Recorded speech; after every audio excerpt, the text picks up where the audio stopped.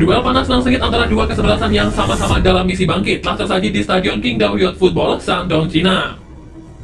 Memiliki ambisi yang sama usai tim Cina menelan 3 kekalahan dari 3 pertandingan dan juga tim Garuda yang meraih hasil imbang rasa kalah di laga terakhir membuat keduanya membawa motivasi besar untuk meraup poin penuh demi menjaga tempat di papan atas klasemen. Pelatih timnas Cina Branko Ivankovic memberikan pujian kepada timnas Indonesia dengan menyebut bahwa anak asuh Sintayong terbukti merupakan tim yang kuat.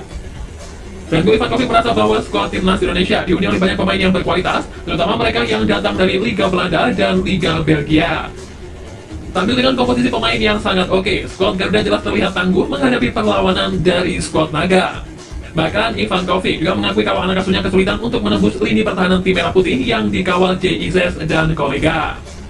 Meski secara ranking skuad Garuda dinilai sebagai tim terlemah di grup C, tapi menilik 3 pertandingan yang telah dijalani sebelum ini, seluruh skuad Cina sama sekali tak menganggap remeh timnas Indonesia. Apalagi banyaknya pemain naturalisasi yang ada dalam tubuh Garuda semakin membuat mereka percaya bahwa Indonesia adalah kekuatan baru di Asia ini. Dan terbukti, di laga yang baru saja berlangsung, Cina seakan kewalahan dengan perlawanan yang dimainkan Miss Hilgers dan kawan-kawan. Bahkan penampilan tim asuhan Sintayong ini disebut mempertontonkan gaya permainan Eropa, yang mana menurut salah satu media Cina, Indonesia bermain dengan transisi cepat antara menyerang dan bertahan serta dampak yang kuat. Karena melihat ini, mereka tak heran jika tim Garuda mampu menahan imbang 2 tim langganan Piala Dunia sekelas Arab Saudi dan Australia di pertandingan lalu. Bagi mereka, Sintayong sukses meramu racikan ajaib yang berhasil menciptakan kejutan di ajang kelas dunia ini. Tapi di lain sisi, nasibnya laga melawan Indonesia ini juga menjadi laga penentuan nasib sang pelatih Branko Ivankovic di timnas Cina. Sebelum bersuara skuad Garuda, Ivankovic sejauh ini sudah bertugas dalam 7 pertandingan bersama tim Dragon. Hasilnya pun dia hanya mampu mempersembahkan 1 kemenangan, 2 kekalahan, dan 4 kali imbang. Kondisi ini tentu membuat Federasi Sepak Bola Cina segera mengambil langkah strategis dengan memecat Ivankovic dari kursi kepelatihan.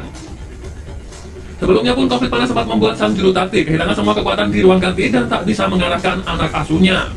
Bahkan diberitakan bahwa para pemain tim naga sudah tidak percaya lagi pada Ivankovic dan menganggap kalau pelatihnya ini seperti penipu yang tak mampu membawa timnasnya menembus 4 besar kualifikasi Piala Dunia. Tak hanya itu, media asal Cina juga sempat memberikan judul yang cukup keras bahwa kekalahan melawan skuad Garuda akan membuat posisi pelatih kepala Branko Ivankovic terancam. Ya, jadi kalau melihat hasil laga ini, keputusan dipecat atau tidaknya Ivankovic jelas menjadi wewenang penuh dari Federasi Cina atau CFA. Tapi terlepas dari itu, sejatinya laga melawan tim naga ini sebelumnya juga dirasa cukup mengkhawatirkan. Bukan karena timnya atau supporternya, tapi karena wasit yang memimpin laga ini. Ya, wasit Omar Al-Ali merupakan sosok wasit yang dikenal penuh kontroversi di karirnya. Sebelum menjadi sorotan karena memimpin laga timnas Indonesia versus Cina, oleh publik yang terlebih dahulu disorot dalam laga Australia versus Bahrain. Di laga itu yang memberikan kartu merah langsung terhadap penyerang Australia Kusni Yengi pada menit ke-77 pada partai perdana grup C putaran ketiga kualifikasi Piala Dunia 2026, grup yang sama dengan timnas Indonesia. Karena keputusan itu, akibatnya Bahrain berhasil menjebol gawang Australia pada menit ke-89 jelang akhir pertandingan dan membuat Bahrain berhasil mencuri poin penuh dalam laga tersebut. Keputusan Omar Mohamed Al-Ali ini dianggap merugikan The Sacrow dan memberikan keuntungan bagi Bahrain yang akhirnya berhasil meraih kemenangan.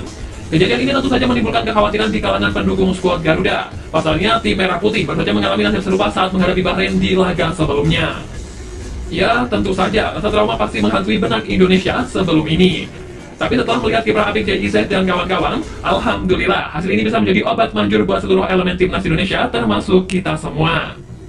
Dan terlepas dari segala hal yang ada, Indonesia saat ini jelas bukan lagi negara yang bisa diperlakukan semena-mena lagi. Garuda ini dipandang sebagai kekuatan baru Asia yang didukung oleh banyak pihak untuk menembus ajang sekelas Piala Dunia. Hal ini jelas tak terbantahkan menyusul pengakuan dari seluruh Presiden Federasi Asia Tenggara yang menyampaikan apresiasi dan dukungan penuh untuk Indonesia yang tengah berjuang di babak ketiga ini. Diketahui bahwa Ketua Umum PSSI Erick Thohir membalas kunjungan Ketua Federasi Sepak Bola Thailand Nual Van Lamsam atau Madampang dengan berkunjung ke Thailand. Erick bukan hanya bertemu dengan Madampang tapi juga bertemu para Presiden Federasi Sepak Bola negara-negara Asia Tenggara. Dalam pertemuan itu, Erick mengaku membahas perkembangan sepak bola Asia Tenggara, termasuk kiprah timnas Indonesia yang sedang berlaga di babak ketiga kualifikasi Piala Dunia 2026. Doa dari seluruh pihak untuk kelolosan Indonesia ke Piala Dunia ini dirasa juga makin memperbesar peluang usai dipastikannya nama Kevin Dex yang masuk ke barisan skuad Garuda. Jelas, masuknya Kevin Dex pasti akan membuat kekuatan timnas, khususnya di barisan belakang, bertambah tangguh. Apalagi perlu diketahui juga, kalau Kevin ini nggak hanya mahir main di center back, tapi dia juga cukup ahli main sebagai fullback serta cakap sebagai gelandang bertahan. Maka dari itu, sebuah keuntungan luar biasa. Akhirnya ini pemain mau memantapkan hatinya untuk membela Indonesia. Apalagi Kevin juga berjanji untuk bisa sebisa mungkin menempatkan Indonesia ke peta sepak bola dunia.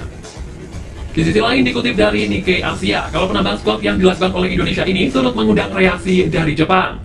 Ya, menurut Hajime Moriyasu, keyakinannya akan keberhasilan Indonesia lolos ke Piala Dunia tentu bukan ucapan yang tak mendasar. Sebagai pelatih yang berpengalaman, pasti segala prediksi yang ia ucapkan keluar dari naluri murni seorang pelatih yang bisa melihat potensi tim yang sedang berkembang. Dan Indonesia dianggapnya benar-benar memiliki progres mumpuni, terutama sejak Piala Asia. Ditambah masuknya Kevin Dex atau nantinya pemain-pemain baru, membuat ia yakin bahwa Indonesia akan menjadi tim yang paling menarik untuk dihadapi. Ya, tapi tanpa dari apapun, yang penting untuk saat ini, tim Merah Putih tetap fokus untuk menatap laga demi laga di babak ketiga ini. Sebab bagaimanapun Indonesia masih terus pelan-pelan berkembang, belum bisa dianggap setara dengan Jepang yang merupakan tim kuat Asia. Makanya kita juga harus tetap realistis, apapun hasil yang dibawa Indonesia nantinya, ya kita doakan. Semoga saja apapun harapan seluruh publik bisa benar-benar menjadi kenyataan. Amin.